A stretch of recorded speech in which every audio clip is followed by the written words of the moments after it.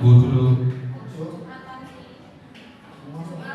Oh ya, berarti kalau itu Bapak Ibu ke duduk di depan sekalian. Nanti kita langsung mulai. Ya, agar dokumentasinya lebih bagus. Ya. Yang sebelah sini nggak apa-apa. Dua kursi satu dari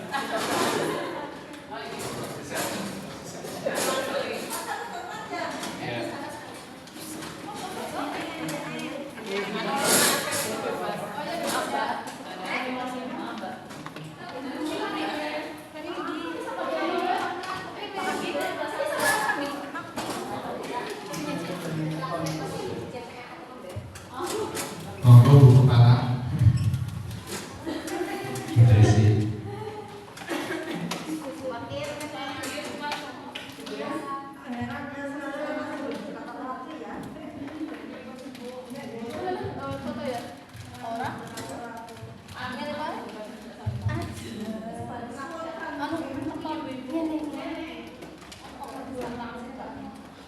Langsung kita mulai Bapak Ibu. Kita saja.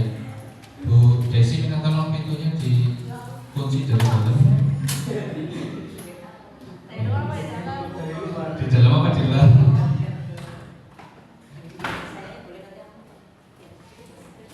Ya, harusnya sih terutama guru IPA sama matematika terutama harusnya lebih ditunggu ya kehadirannya, karena konteksnya KKA itu nanti integrasinya matematika dan IPA. Pak Budiman jelas ngilang ini. Oke Bapak Ibu, kita mulai saja ya. Ya, Assalamualaikum warahmatullahi wabarakatuh. Ya, selamat siang Bapak Ibu semuanya. Hari ini kita hadir di sini dalam rangka untuk sama-sama belajar ya tentang coding dan kecerdasan artifisial. Mungkin sebagian besar, terutama saya juga sebelum ya ikut atau dipaksa ya, dipaksa ya. Ya tiba-tiba Pak Bambang nemu saya, Pak ikut KKA gitu. Ya harusnya kan Pak Bowo gitu kan, ikut saya gitu. Oh, pikiran saya coding ya terkait dengan pemrograman, bahasa pemrograman seperti itu. Tanggapan mungkin anggapan saya dengan Bapak Ibu itu sama ya. Coding berarti itu kan gawe program seperti itu. Nah, kemudian lambat laun setelah 5 hari ya, saya mengikuti kegiatan Diklat ya, dengan lembaga UMP, tempatnya di SMP 3 Purbalingga. Ini cerita sebentar ya Bapak Ibu. Ternyata ya rekan-rekan saya itu banyak dari berbagai kalangan.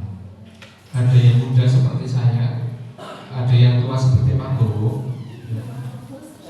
Oh, ya, yang seumuran Pak Bowo ternyata banyak Pak. Ya, berjenggot juga ada. Gitu. Ada yang dari agama, Bu Nurul ternyata. Yang hadir itu ada yang dari agama. Ada yang dari bahasa Inggris, ada matematika dan IPA, tapi kebanyakan itu ternyata yang ditugaskan oleh sekolah adalah guru matematika. Berarti Pak Bambang memang sudah feeling ini matematika kudu mangkat. Namun secara umum ya di sana pembahasannya itu masih secara umum, karena namanya KKA itu kan sebuah mapel yang baru ya Bapak Ibu, yang kita dapatkan intinya ya kita baru mendapatkan hal yang baru. Mungkin kalau di informatika dengan Bu Devina mungkin sudah paham sekali tentang KKA ya, coding ya Bu. Gitu. Oke, kita masuk ke materi itu cerita sebentar ya Bapak Ibu. Mungkin nanti kalau Bapak Ibu setelah mendapatkan materi nanti bisa kita sharing ya, bertukar pendapat. Ya, mengapa KKA kita perlu pelajari Bapak Ibu? Ya, tentunya berbagai macam hal atau ya, alasan ya pasti akan muncul. Terutama mungkin pada zamannya Bu Desi mengajar dulu. Bu Desi tahun berapa mulai mengajar Bu? Ditanya.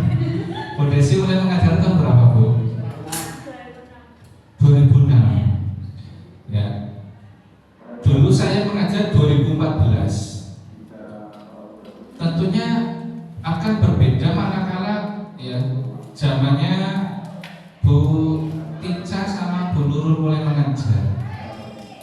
Mungkin pada zamannya Bu Desi ya lebih condongnya adalah menggunakan buku, ya, belajar buku membaca.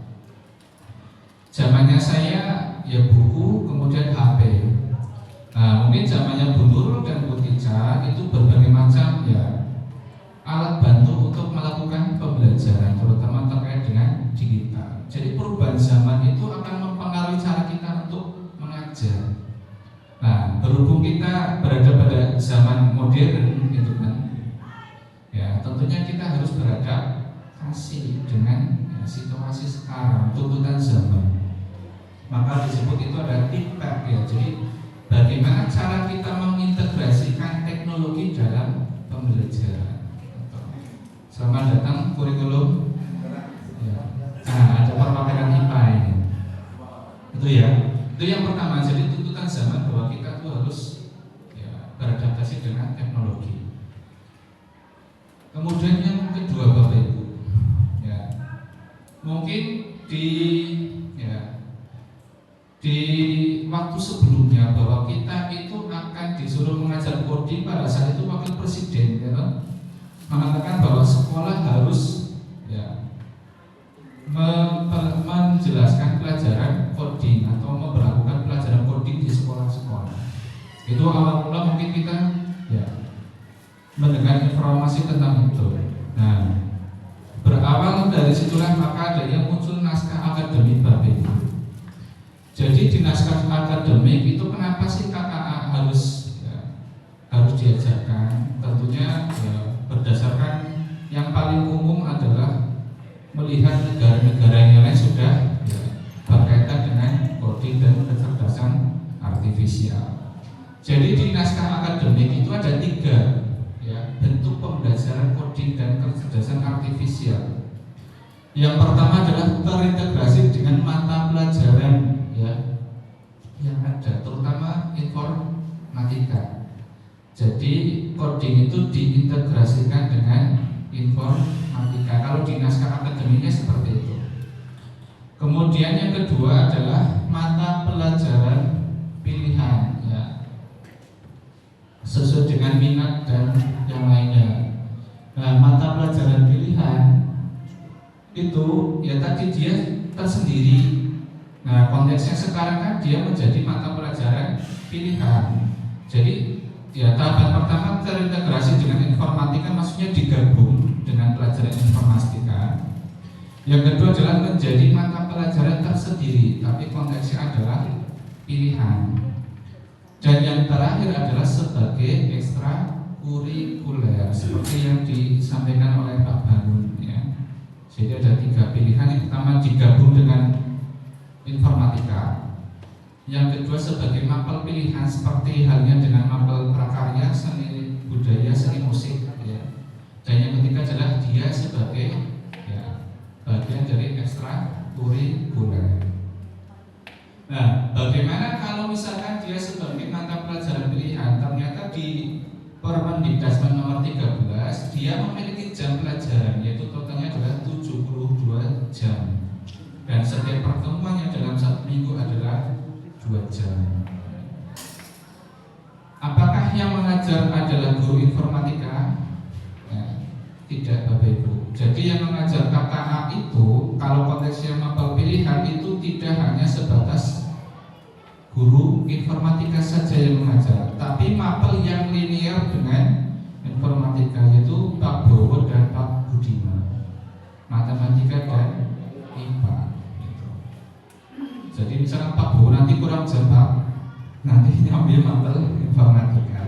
Dengan Bu Devi nggak apa-apa itu ya, kolaborasi gitu ya. Ya gitu ya Bapak Ibu. Jadi Pak Purwono tenang saja Pak ya, karena tidak dengan informatika itu ya. Itu kalau dilihat dari naskah akademik dan permennya seperti itu. Itu ya Bapak Ibu. Terus menjadi pertanyaan Pak, saya kan bahasa Jawa, ya berarti nggak wajib belajar KKA atau? Pasti kan akan ada muncul pertanyaan seperti itu. Saya kan agama, berarti kan nggak wajib mempelajari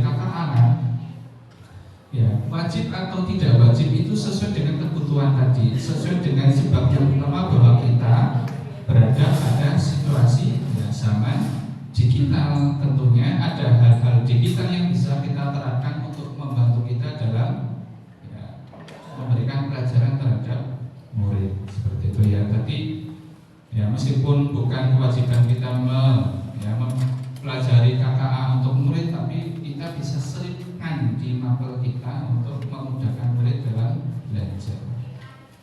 Begitu ya Bapak Ibu. Ya Bu, berdiri Bu. Bapak Ibu, berdiri. Pak Bu, berdiri Pak.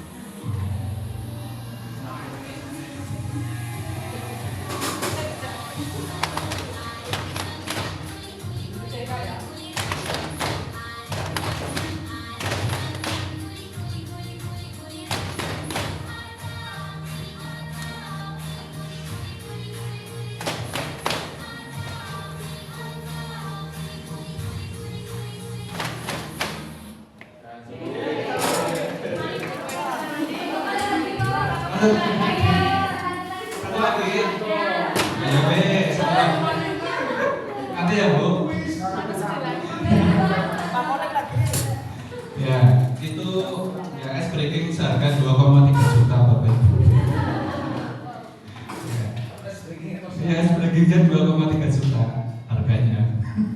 Bagus. Oke. Ya, kita masuk ke materi coding Bapak Ibu. Ya, mungkin kalau konteksnya coding ya. Jadi coding itu sebenarnya kita ya sudah melaksanakan dalam kehidupan sehari-hari. Mungkin di pikiran saya dan Bapak Ibu semuanya, coding itu ya menyusun program itu ya agar ya bisa dijalankan sebagaimana harapan. Tapi secara umum ya coding itu isinya adalah berupa instruksi yang terstruktur Bapak Ibu, yang fungsinya adalah agar suatu benda atau benda ini bisa benda hidup atau manusia. Kalau benda itu berarti kan komputer atau bentuk-bentuk yang lain, agar bisa menjalankan aksi atau menyelesaikan suatu masalah. Itu ya Bapak Ibu. Nah, ya sekarang kita masuk ke coding unblock. Nah, konteksnya karena Bapak Ibu adalah Bapak Ibu guru secara mapel umum, maka saya akan menjelaskan tentang coding unblock. Jadi coding itu ada dua. Yang pertama coding block ya, yaitu adalah menggunakan komputer. Sedangkan coding unblock itu yang tanpa menggunakan komputer, ya, bisa menggunakan kertas atau bentuk yang lain. Nah, jadi coding unblock itu tidak memerlukan ya pemrograman komputer. Namun ya dalam praktiknya dalam menggunakan sifat-sifat layaknya sebagai programmer. Yang namanya menyusun suatu program berarti kan harus runtut ya. Seperti halnya kalau kita sholat atau kita wudhu, yang pertama kali dilakukan dalam wudhu apa? Niat. Terus niat apa Pak? Nah, habis cuci tangan, berkumur, hidung, muka. Nah itu coding Bapak Ibu. Ternyata di dalam konsep wudhu itu adalah termasuk coding gitu. Ya secara umum ternyata hal-hal yang kita lakukan sehari-hari juga coding. Sholat juga. Kalau sholat takbiratul ihram langsung sujud, bisa apa tidak Bapak Ibu? Boleh apa tidak? Tidak boleh, karena ada hal-hal yang harus dilakukan secara runtut ya. Jadi di mapel agama ya Bu Nurul, coding Bu ternyata. Ini bahasa Jawa ya Bu. Contohnya apa Bu? Ini bahasa Jawa. Ya Bu. Orang Jawa. Iya olahraga apa lagi ya? pemanasan, ya, habis itu baru ya pendinginan. Ya, jadi konteks teratur, terstruktur, logis, kreatif, dan suka tantangan itu sifat-sifat programmer yang nanti kita terapkan kepada murid-murid kita. Nah, bentuk coding Bapak Ibu. Ada 3 bentuk coding, yang tadi adalah urutan, yang kedua adalah percabangan, yang ketiga adalah perulangan. Contohnya seperti apa? Nah, di sini ada 3 bagian Bapak Ibu. Tadi ada urutan, percabangan, sama perulangan. Kira-kira yang urutan yang nomor 1, 2, atau 3 yang urut? Nomor 1. Kalau cabang nomor berapa? 3. Kalau perulangan nomor tengah, ya. Kalau perulangan itu bisa balik ke awal lagi. Kalau nomor 1 itu contoh sholat, ya. Mulai, ya, takbiratul ihram, kemudian apa lagi turun? Ya, ruku, ya, terus itu sujudnya bobrok. Nah, kalau nomor 2, nah itu contoh olahraga, ya. Mulai lompat, 10 apa urung? Urung 10 balik maning, udah 10. Kalau yang 3 itu contohnya takdir misalkan. Kalau sukses berarti jika apa, maka apa. Jika tidak sukses apa, gitu, ya. Itu percabangan. Jadi pilihannya banyak kalau percabangan. Nah, menurut misalkan kalau agama itu disuruh buat, ya, urut-urutan sholat bisa pakai seperti ini, ya. Atau mapel yang lain juga bisa. Mungkin PPKN bisa juga. Jika saya jadi presiden maka, jika saya tidak jadi presiden maka, seperti itu bisa digunakan. Nah, kemudian ya tadi ya kita sudah belajar ini, ya. Di situ ada bentuk-bentuk, ya, ada yang oval, ada yang segi 4, ya, ada yang wajib gitu, ya. Itu ada makna-maknanya. Yaitu nanti dijelaskan di flowchart, ya. Flowchart itu adalah diagram yang berisi langkah-langkah penyelesaian. Nah, jadi setiap bentuk tadi itu memiliki makna Bapak Ibu. Ya, berfungsi adalah untuk memberikan visualisasi alur logika dan pengambilan keputusan agar orang yang lain membaca itu tahu maksudnya. Nah, biasanya flowchart itu ya berupa SOP. Contohnya, misalkan tata cara, ya, masuk ke sekolah atau tata cara menggunakan WC itu bisa pakai flowchart, ya. Nah, ini ada artinya, ya. Yang oval artinya awal atau akhir, kontak itu proses, ya. Jajar genjang itu data atau input, kemudian apa itu belakang tempat, ya, itu keputusan atau jika maka, kemudian panahnya adalah aliran. Contohnya seperti ini. Buat teh, ya, Pak Khalid. Aduk, masukkan teh, masukkan gula, tuang air panas. Kalau dimasukkan ke flowchart itu seperti yang di bawah. Mulai, nah, tuangkan air panas ke dalam gelas, celupkan teh, tambahkan gula. Apakah air teh terasa manis? Tadi yang itu wajib, ya, keputusan tadi. Nah, jika tidak berarti kembali lagi ke tambahkan gula, seperti itu. Kemudian hidangkan teh dan selesai. Itu contoh menggunakan flowchart, ya. Atau bisa juga seperti ini Bapak Ibu, ya. Cara menangani istri yang ngambek, gitu, ya. Istri ngambek, salahnya suami tidak, berarti padahal istri yang salah. Ya, misalkan beri argumen, ujung-ujungnya ini hadiah, ya. Contoh, ya. Ternyata ujung-ujungnya kok salah orang salah naik hadiah. Kayak pakai kode warna. Ya, itu kalau bentuknya flowchart, ya. Jadi Bapak Ibu bisa menerapkannya di, ya, di pembelajaran. Kalau suami ngamuk, Kenapa, Pak? suami ngamuk, Suami ngamuknya malam, gitu sih. Malamnya tani.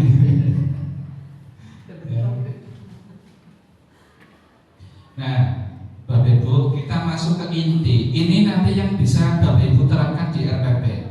Ya, kalau tadi secara umum, ini yang diterapkan di RPP.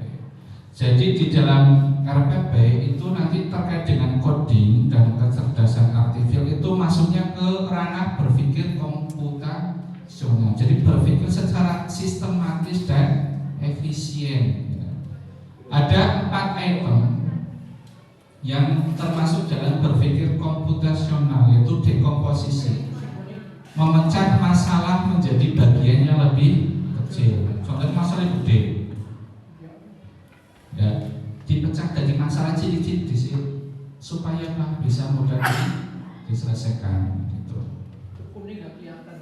Kuning, oh ya, kuning nanti Pak. Kemudian pengenalan pola, ya.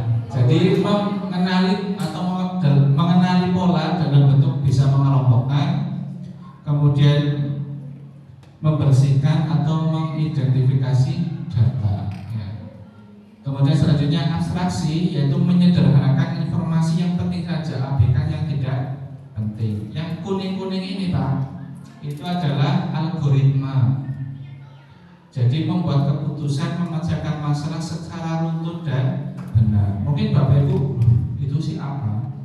Nanti saya akan misalkan contoh dalam bentuk RPP-nya itu dekomposisi itu seperti apa sih? Atau algoritma seperti apa, nanti saya sampaikan contohnya.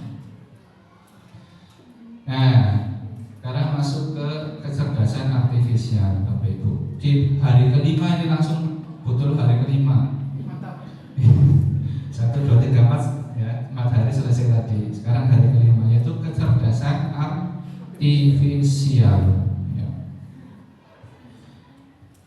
Tentunya ya, kehidupan kita terutama Bapak Ibu kan pasti pegang HP ya. Tidak lepas dari namanya kecerdasan artifisial ya. Bapak Ibu suka foto? Suka ya. Kadang dikasih filter ya. Nah, itu contoh kecerdasan artifisial gitu ya. Jadi kecerdasan artifisial itu adalah ya, sebuah program yang meniru perilaku manusia ya, untuk melaksanakan tugas-tugas ya, bisa dalam bentuk pengenalan pola, pengambilan keputusan dan pemrosesan. Jadi suatu program yang belajar dari perilaku manusia. Membaca ya, atau melakukan sesuatu gitu ya, gitu. Nah, namun ya, kecerdasan artifisial itu hanya sebagai alat saja, bukan sebagai pengganti manusia itu sendiri ya, karena AI tanpa manusia juga dia tidak bisa jalan gitu ya. Jadi jangan beranggapan bahwa AI itu bisa menggantikan manusia, tapi hanya sebagai alat saja. Mungkin mengganti manusia dalam arti contohnya Bapak Ibu pernah pakai Shopee? Pernah. Biasanya kalau Bapak Ibu paketnya nggak jalan-jalan, biasanya kan ngechat ya. Iya. Kalau dulu itu chatnya kan alami seperti manusia ya, balasnya kan. Tapi sekarang seperti chatbot seperti itu. Nah, ternyata ada hal-hal yang bisa diganti oleh AI tadi, yaitu adalah pekerjaan. Yang dulunya kita pertama kali pakai Shopee, kalau bisa pakai itu betul-betul, akhirnya kita ngechat ya, itu masih bahasa manusia, maksudnya benar-benar orang yang ngechat dengan kita. Tapi sekarang kalau kita paketnya nggak sampai-sampai, itu ternyata yang balas itu adalah chatbot. Nah, itu termasuk dari AI juga Bapak Ibu. Itu ya. Mesin betul. Nah, kemudian lanjut ke jenis-jenis kecerdasan artifisial Bapak Ibu. Ada 4 jenis. Yang pertama adalah bentuknya teks. Ya, Bapak Ibu pernah buka ChatGPT? Pernah. Gambar PP ya? Pidato. Ya, pidato. Buatlah teks pidato dalam bahasa Jawa, misalkan muncul. Tapi apakah benar ChatGPT membuat itu? Tidak, Bapak Ibu.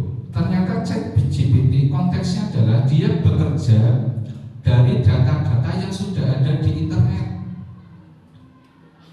Ya, bukan dia membuat sendiri. Jadi kumpulan data-data yang di internet dimasukkan sesuai dengan permintaan kita. Itu ya.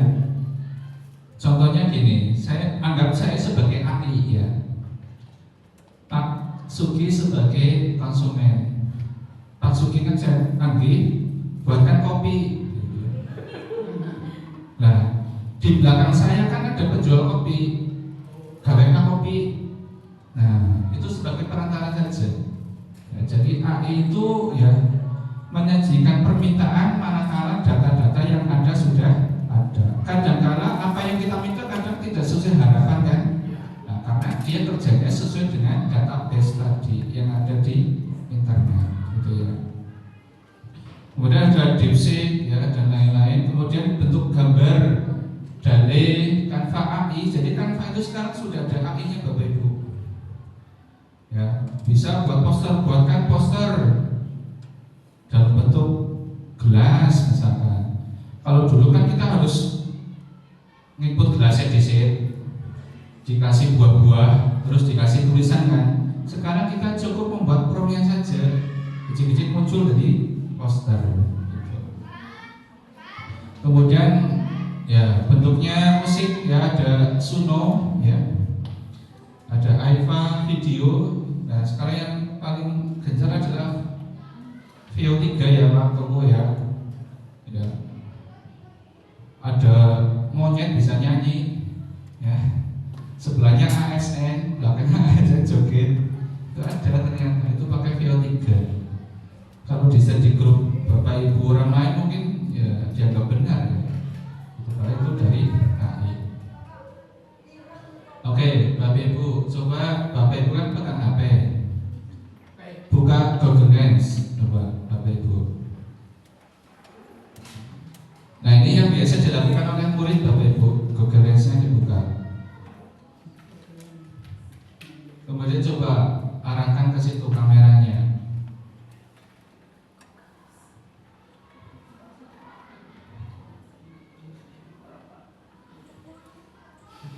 Kalau sudah diklik, otomatis nanti akan muncul jawaban di situ di Google Lens-nya. Kalau kelihatan, nggak kelihatan? Oh, ya nanti tak kirimkan di WA saja. Ada langsung muncul jawabannya. Berapa Bu?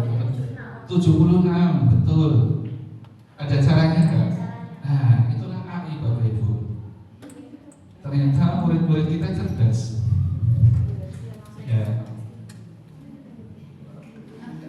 Ternyata langsung ada jawabannya, ada caranya Bapak Ibu. Nah itu Budian, ntar itu kasih tahu anaknya. Terus buka Google baik. Ya. Ya. Nah itu contoh ya produk AI Bapak Ibu Google Lens ya. Langsung muncul jawabannya. Caranya juga sudah ada Bapak Ibu. Anak kalau bingung tinggal tulis caranya saja.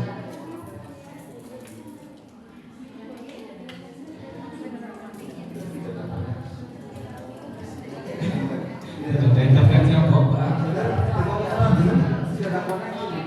Ya. Itu ya. Nah sekarang dunianya kita seperti itu Bapak Ibu. Contoh misalkan Pak Pur minta kasih peta, buatkan teks pidato bahasa Jawa. Sudah pakai ChatGPT aja nggak muncul. Nah itu tantangan kita Bapak Ibu, bagaimana kita bisa ya menilai bahwa anak itu buat sendiri atau pakai ChatGPT. Itu tantangan kita seperti itu. Nah di sisi lain kita harus ya membimbing anak berani ya, tapi kita juga harus menyampaikan ke anak etika dalam menggunakan tadi AI tadi gitu.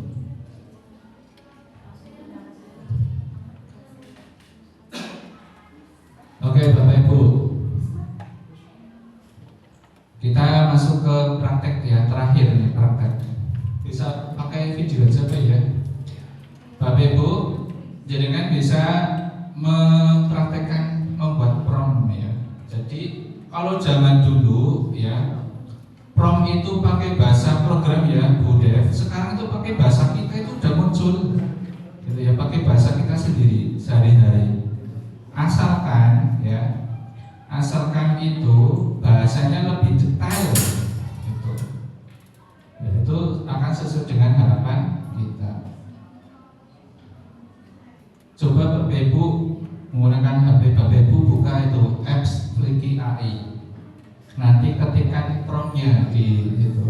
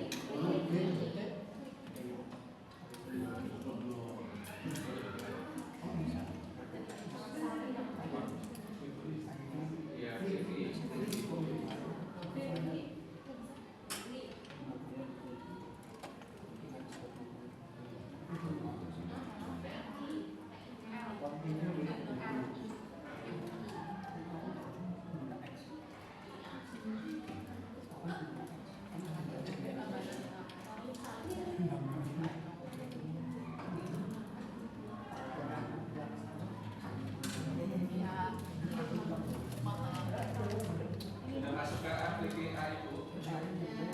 Nanti klik home, terus ini ada prompt ya. Media prompt.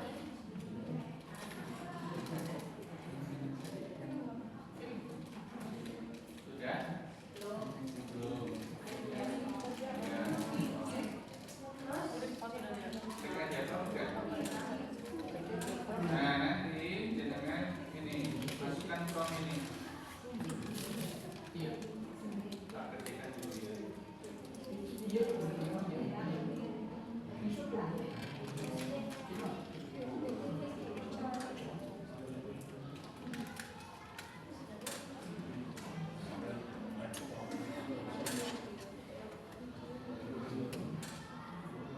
Nah, itu promptnya ditulis di situ.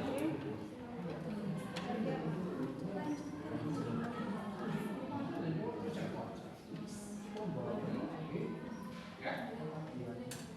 Aja sing ana tanggihan Pak. Klik yang iya promptnya itu.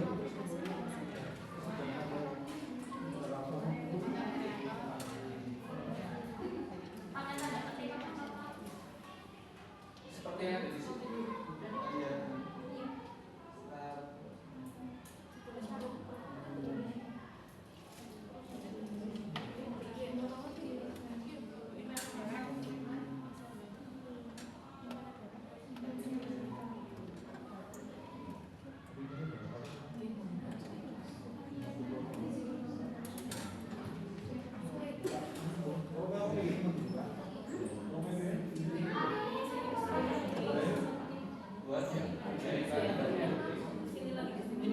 Buat ya.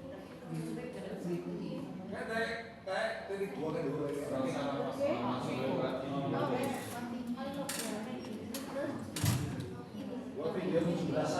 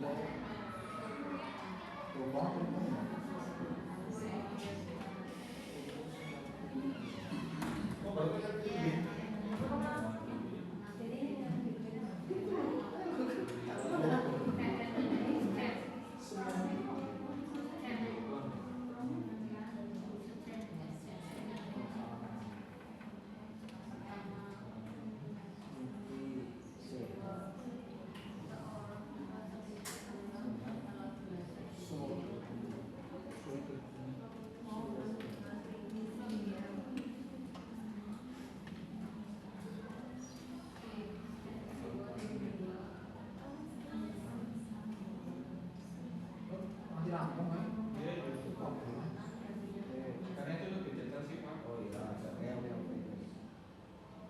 yang pertama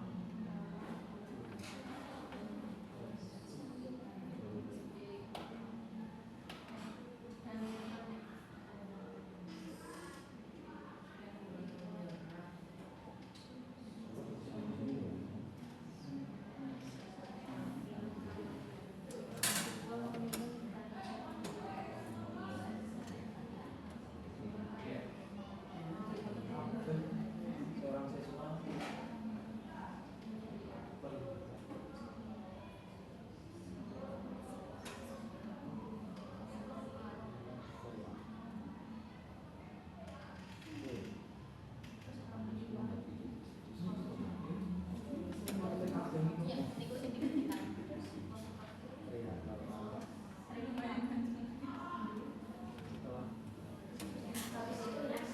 Ya, sudah dulu. Ini sudah ditulis. belum selesai. Ya, sudah Bu. Nanti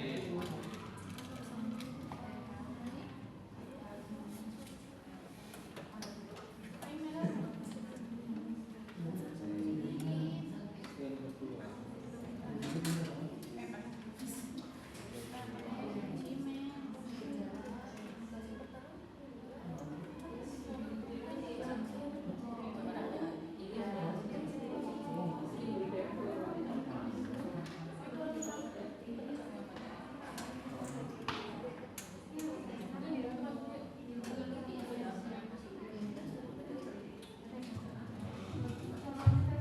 ya, ini contoh membuat video menggunakan AI. Jadi untuk promptnya itu usahakan sedetail mungkin agar AI-nya bisa menjalankannya sesuai dengan harapan kita. Sudah ini? Oh, rampung. Ya wis, ditunggu dulu, tunggu dulu.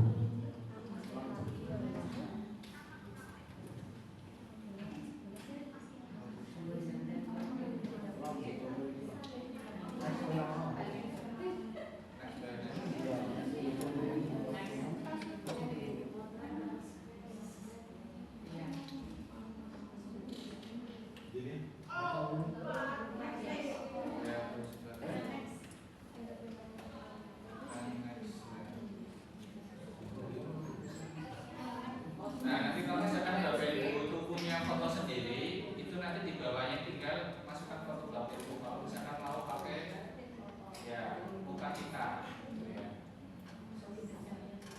Dikasih di sini kayak ada foto siapa ya, Pak? Gimana kan?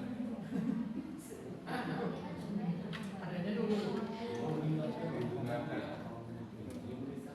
Nah, kalau nggak pakai foto kita, biasanya pakainya adalah foto orang tua. Ya, itu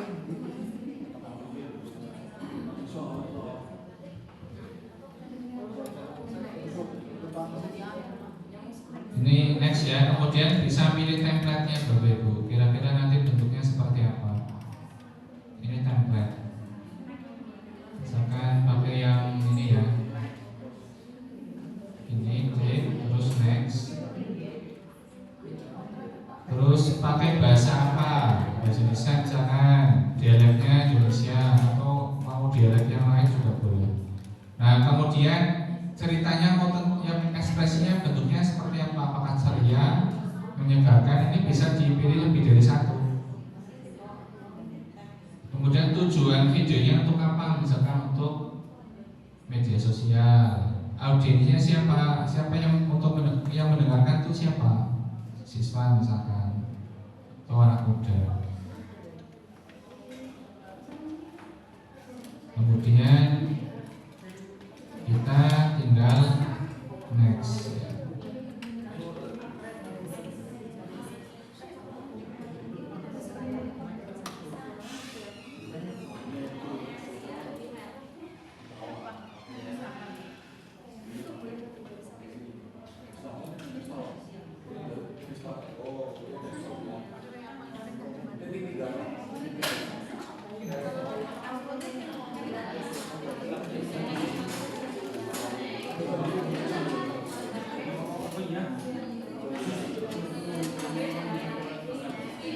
Ya, selamat datang Pak Budiman. Iya, oh sudah.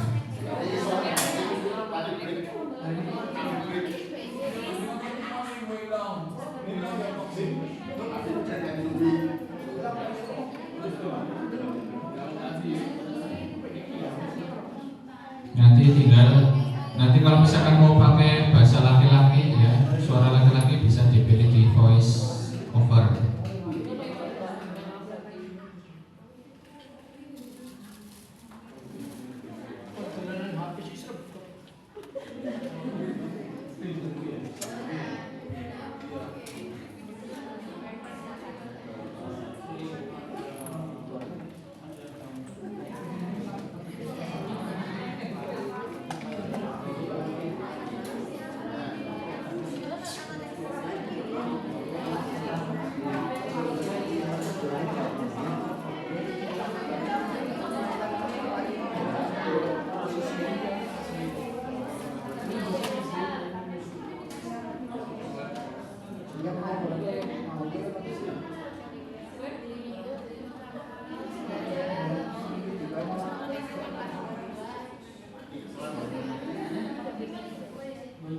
Gak apa-apa Bos, iklan.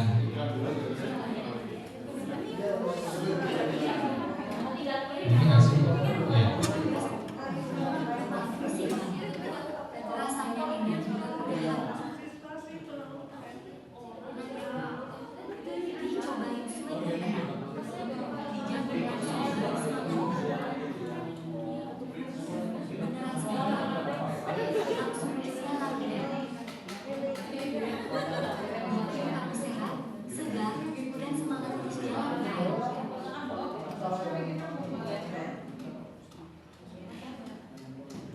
Nah, seperti ini ya tampilannya Bapak Ibu. Ini yang dasar sekali. Kalau lebih bagus lagi yang pakai VO3 itu mulut, ya, mimik, kemudian ekspresinya sesuai. Kalau ini kan hanya video, kemudian suaranya itu suara tersendiri. Ya, Bapak Ibu, ini hanya contoh saja. Nanti bisa Bapak Ibu cari di YouTube, itu banyak sekali tutorial untuk ya memanfaatkan AI. Ya, Bapak Ibu.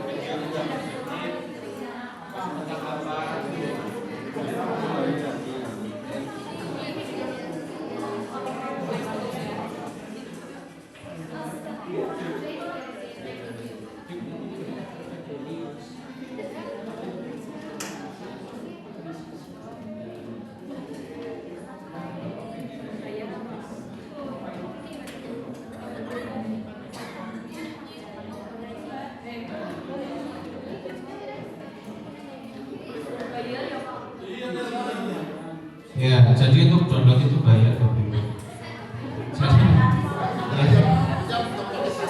Jadi AI itu ternyata iya, kalau yang seperti itu bayar. Iya. Untuk yang gratisan nanti Bu Kiti yang isi. Kamu cari yang gratis nanti yang isi. Oke.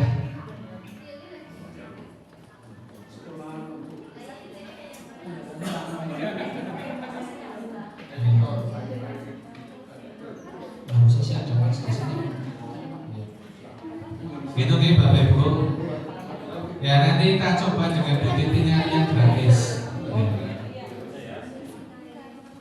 Oh iya nyari yang gratis nanti Pak AI Bapak Ibu mungkin di pertemuan berikutnya ya Bapak Ibu kita belajar Canva AI karena kita kan sudah punya akun belajar ready.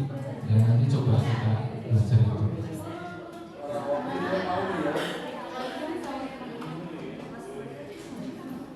Ya.